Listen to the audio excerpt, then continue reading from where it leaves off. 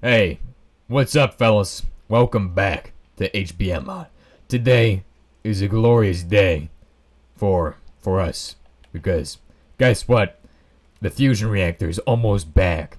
Since the 1.112 days, we've almost finished building this thing. And it's the first time in 1.7.10 that I have built the fusion reactor almost. Although there's another half of this thing that I still need to construct, which is going to be just as difficult. But we're still focusing on this first half, which is going to be just as agonizing as the second half. So, today, we're making more coils, because apparently, we didn't have enough. We didn't have the math right. Apparently, it's not 22 stacks of coils. It's probably more like 24 stacks of coils, but I'm not doing the math again, so I'm not going to know exactly. I'm going to go ahead and make some extra stacks of coils. 2 more stacks to be precise, which is probably going to be more than enough. Probably going to bring us over the actual amount of magnets we're going to need. So, there you go. You know, I haven't really explained why the fusion reactor is super important, but it's so important that we are literally designing entire new machine lines to make components for it. But the main reason it's so important is for ionized particles. Now, this, as well as many other things that it can make, chlorophyte, other things of that nature, are actually really important for different endgame items, tools and things. For example, the chlorophyte pickaxe, chlorophyte bullets. You can only get chlorophyte if you have one of these fusion reactors. Of course, that is going to require a lot of water because the fusion reactor drinks water like it's Gatorade. It chugs it. It's going to eat all of your water. It's going to need to have a condenser, which we made for the Australian reactor. But we will probably repurpose it after we've completed at least one run of Australian fuel, so we can get our lead 209 that, well, for the first time ever getting lead 209 in 1.7. Dude, I am hyped about that. That is one of the projects I'm super hyped about. You know what? I gotta check on the reactor to make sure it's not destroying itself or something stupid. Get in the water. Get in the toxic radioactive water. This is my bridge, not yours. Okay. What do we see here? Steam. See, there's 10,000. What are you guys doing? What? Oh, are you kidding me? Well, they've cooled down, which is fine. But, you know, the pain is actually getting these guys to reignite. And how do I do that even? You gotta raise these to 100%. And then once they get ignited, I gotta switch out the middle rod with this guy. Although we don't really need as much energy. It's not actually... This guy's going down too, by the way. Whoa. Where's all the energy going, dude? It's because it's not generating enough energy for the actual machine next to it, which takes 10 million HE. Whoa, why are you making so much water, dude? Are you kidding me? These guys are up to 270 degrees something. 270 degrees, dude. 300 degrees. Is there water in these? Why the heck does it have so much water in there? I'm a little confused on this one. This guy doesn't have any water in him. Where the heck is all the water going? Do we not have feed in these guys? What about this one? What the heck is going on? Steam. There's no steam in there. This guy should have water output. I'm a little confused. Maybe we shouldn't run it on max temperature, but we're gonna do that anyway. So now that it's done, we can now accelerate the temperature up, I think. Unless this just drops back down or something stupid. Which it looks like it is. Hold on, let's just move this guy over. Put them right next to each other or something. Boom. Will this work? No, it's just... Okay. You know, I'm just gonna leave them as is. This is A-okay, 100% perfectly fine. It won't melt down like this. I'll ignite it on my own later. I'm not sure how I get it to ignite to 5,000 degrees or whatever. But well, actually, I need to make sure this thing is running still. Does this guy have power? This guy's got power. He's powering... Wait, why is this guy not got power? This guy's just draining his energy. Maybe we need to get these guys running. Okay, dude bros, ignite right now. As you can see, they're actually accelerating pretty high up. Well, actually, this guy is 300 degrees Celsius, dude. That's not enough.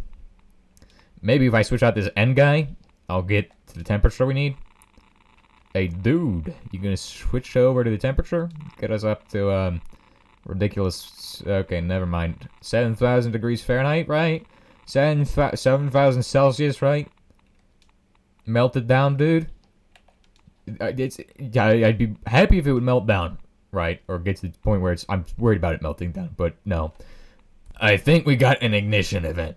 It's like trying to start a car when the car doesn't have a starter, or when the engine's broken down. Yeah, we're at 4,000 degrees Celsius. We can lower that down to 20, to that number there. What about this guy? What's going on here? Wait, no. We have to keep him at 100% while it is doing that. So I have to remove this guy now. And that will ignite, cause the ignition of the other thing. So once I remove this, ignition for this guy too? Yes. So we have a double ignition now. I can lower these to 50%. Perfect. Once they're both ignited, that will give the water.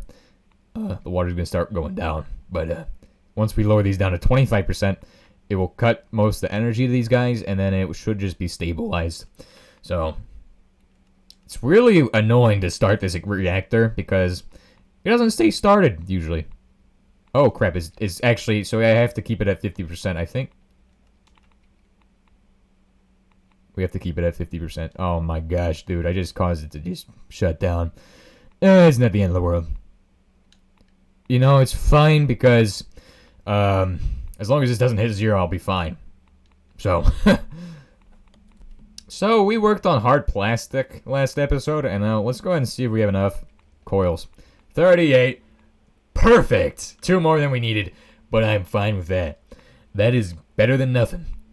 But we have to go get stuff from the nether. We're gonna have to go get glowstone. Now, there is actually a way you can automate this.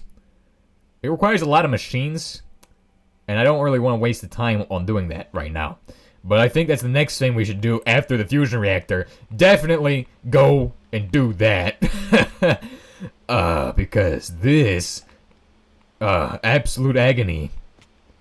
Anyway, last time I came here, I had the drill. So now that we have the auto shredder, I'm able to mine this stuff like it's and get all 4 out of it. And keep in mind, the auto shredder only works on a few things.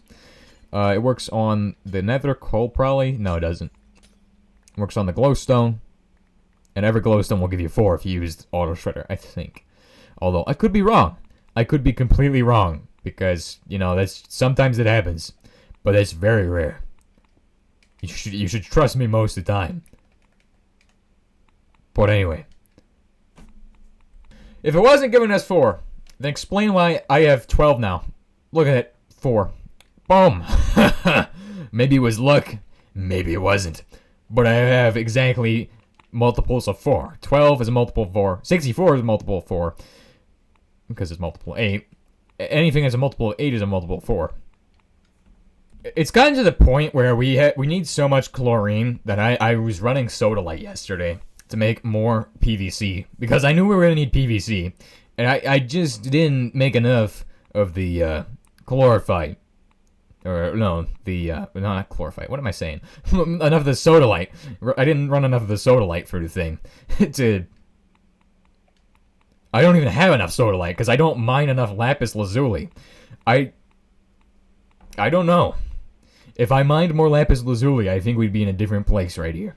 We wouldn't be in the nether. Well, I mean, we'd be in the... Actually, we could go back to the overworld and start mining that. But it's not as effective as just getting glowstone, because each of these is like a stack of sodalite, basically. This is equivalent to 5 stacks of sodalite, which is equivalent to 5 stacks of lapis lazuli through the centrifuge. There you go. that's the math. Auto shredder, by the way. Keep it on auto shredder. I kind of just need to get that glowstone jackpot here, but anyway, so we're trying to make chlorine, right? And the thing with chlorine is that, wait a second, chlorine pinwheel. What is this? Oh, okay. I thought it was a way of getting chlorine, but anyway, this stuff is corrosive, but how do you get it? And this molysite, iron ingot, chlorine gas. This gives you 100 chlorine gas. The combination oven has most of the ways of getting it. Chlorocalcite for chlorine, 2500, and well, that's the best way of getting it, clearly. There's also electrolysis methods, calcium chloride and potassium chloride, which are byproducts of the previous mentioned chlorocalcite process, because chlorocalcite comes as bedrock ore, I think, or maybe it doesn't, mollusite. But how do you get mollusite? From basalt. Okay then. It's one of those things that's really rare. You never see people getting that unless they have a volcano missile, which is expensive. Trust me, you need the volcano missile for euthemium armor, so of course it's going to be expensive. But we're going to get euthemium armor in this playthrough. I'm pretty sure of it. We're getting there. So each of these is about 6,400 of this stuff. This one is going to be 1,600, I believe. So 6,400 chlorine for each stack of this. And then a bunch of sulfur, which is amazing. But we're going to have to look at chlorocalcite, because it gives you 250. And, I mean, the difference between having 64 times 250 versus 64 times 100 is basically double and a half. So, I mean, it would probably be pretty good for us to start drilling chlorocalcite out of the ground. Although I don't really want to do it, because I want to focus all my drilling efforts on coltan ore, because it's just more fun to have a lot of tantalum to flex on people. Oh, you thought getting tantalum was hard. Well, here's my 2 stacks of tantalum ingots. It's not even funny. You know, I ran sodalite through here, but I don't even know where the sodium is. I don't know where the sodium went.